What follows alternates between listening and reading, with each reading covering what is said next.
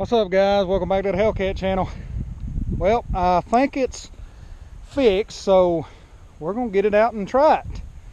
The things that I did to it to try to eliminate what was going on is new Dynatech CDI box, whole new wiring harness. I put a brand new factory OEM flywheel on it because the one had a bunch of rattle, which probably wouldn't hurt nothing.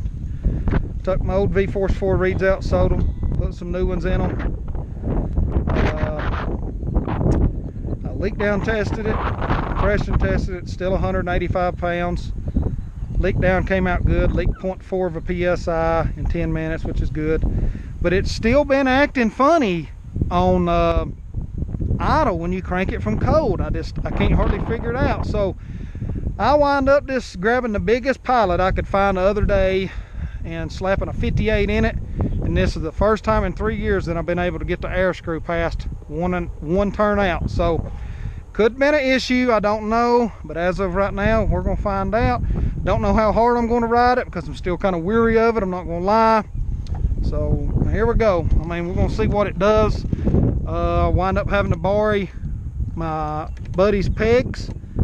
I don't have a front bumper, and I had to borrow his grab bar off the back because I sent mine to the powder coat shop and he's not got them done yet. So we'll crank it, let it warm up a little, and then we'll go ride it. And like I said, I'm probably going to ride it a little easy, but I will get on it some. So here we go. Let it get a little heat in it. Probably wouldn't hurt to idle it up because the bigger pilot's kind of choking it a little, but usually what it does is when you crank it, it'll sit here and then it'll start idling up by itself, and you can give it gas and it'll go bruh, bruh, like coughing. Seems to be doing alright, so let's go.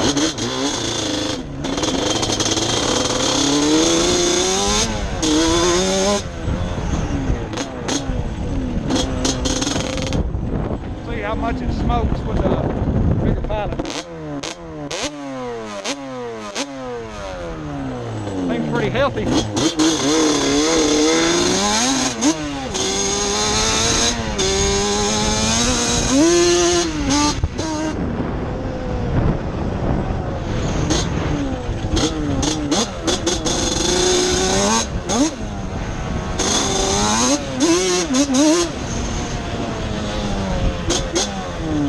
Sure does feel real snappy with the Dynatech. Now, keep in mind the Dynatech is set to 0 timing because when I put this thing on the dyno a year ago, whenever I had it on 0 when we dyno tuned it, so I don't adjust that parameter on it or nothing.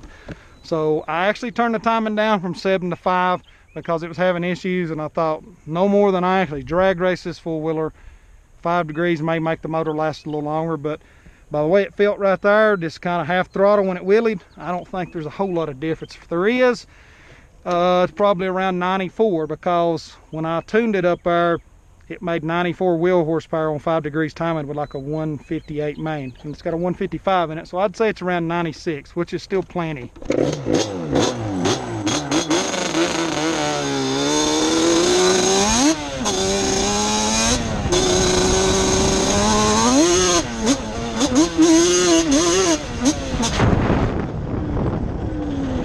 Spinning a lot.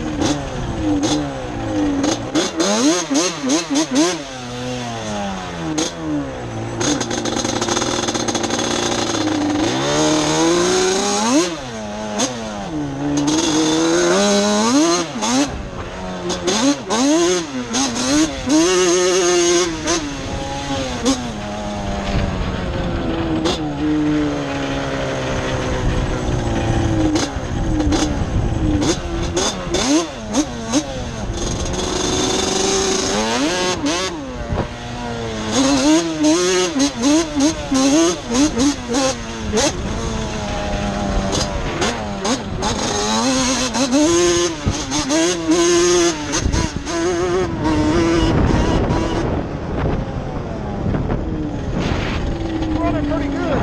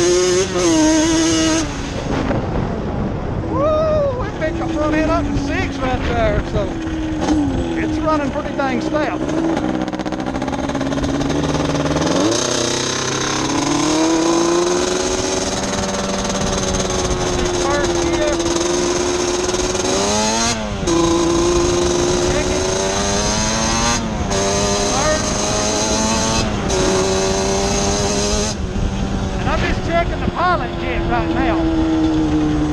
Just showing you what gear it's in. It seems pretty fat, but it's running definitely good.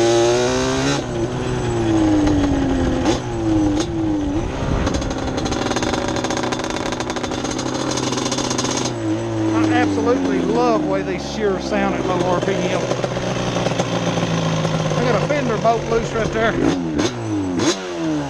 Oh, and for the first time I wound up putting Sunoco 110 in it that I bought at a gas station instead of BP 110. Had to pay $66 for 5 gallons of it. Check it out. Filled it up a while ago. And it's drinking it, that's for sure.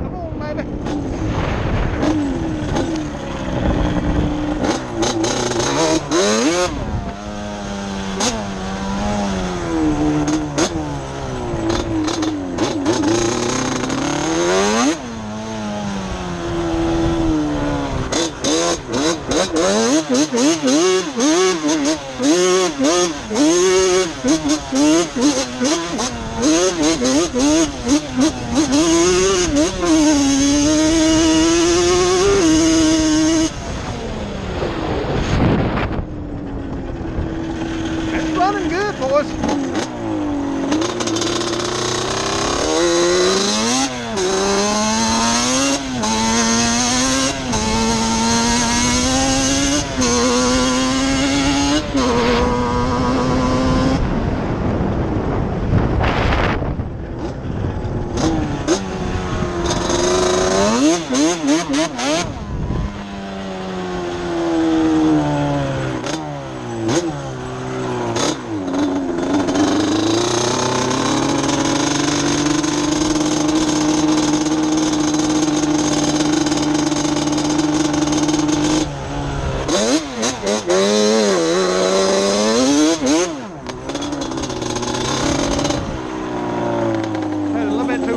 Right there.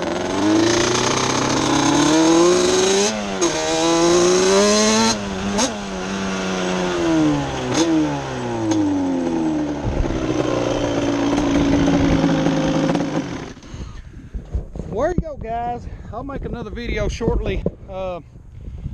This now honestly got it to where I felt comfortable riding it, because y'all know if you watched the previous videos it was having some issues. And I'm not saying those issues are fixed, but when I made this channel, I made it to show the goods and the bads, and you've seen the bads of it here lately. The things you don't see, and people ask a lot of these questions, is, man, that thing seems like it's run a lot, you know, it's lasted. Well, I constantly tinker with this fooler. I'm not even gonna sit here and lie about it.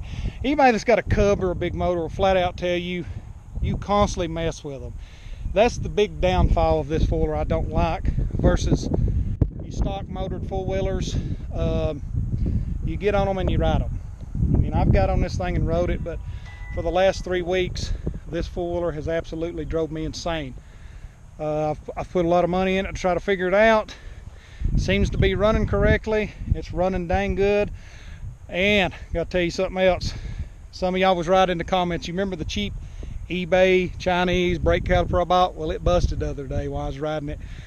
And well, I said the other day, before it messed up. And I wound up reverting back to my stock caliper. But my dust boot broke, you can see here. And this pin's going to wind up being wore out. No big deal.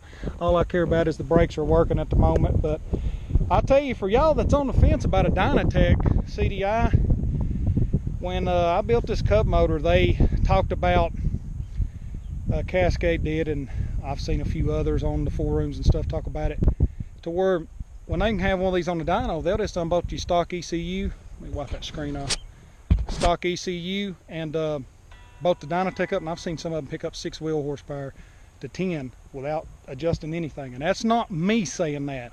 That was like Cascade Innovations. So that's one reason I turned the timing down, even though when I had it tuned with the Dynatech was on it. I just turned the timing down because I think 7 degrees is a lot, even on race fuel. But hey man, I just want to tell y'all thanks for all the subscribers that watch my channel. Without you, the channel would be nothing, and I'll put out more content. It's hard, I'm working a lot here lately, but I know y'all like it and you like to see this foiler run. It is definitely one of a kind. It runs really hard, but I tinker with it a lot. It's cost me a lot of money to keep this channel going and keep